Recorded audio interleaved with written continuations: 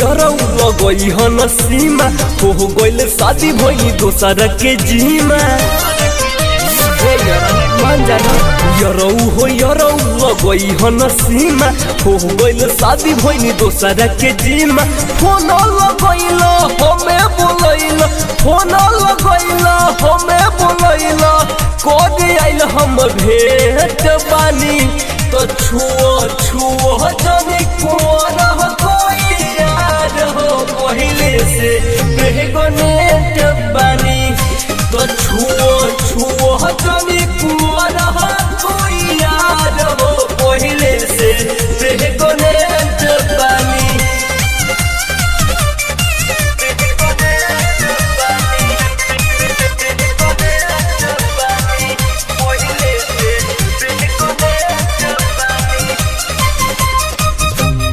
ज्योति recording studio लखा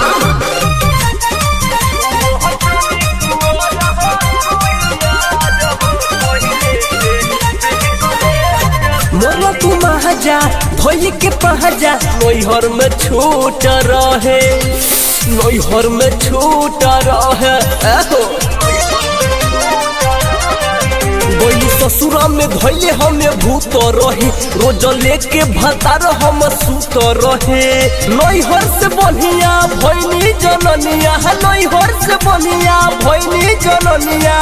पिया से हम सेठ बानी तो छुओ जाने कुआरा कोई याद हो पहले से बेगनेट बानी तो छुओ जाने कुआरा कोई याद हो पहले से बेगनेट बानी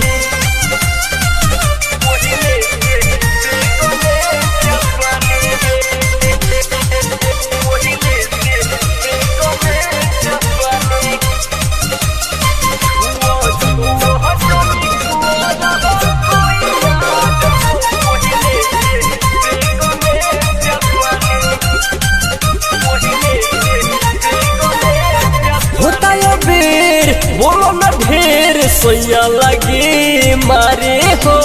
सैया लगी मारे हो जल जहले तो लाते खचा रे हो गाड़ी देख के इज्जत मोर तारे हो राइटर रम्या राकेश सुना मुकुंद पानी सुधीर सुना सचिन सौरिया के देत बानी तो छुओ जाने कुआरा कोई याद हो पहले से बेगनेट बानी तो छुओ जाने कुआरा कोई याद हो पहले से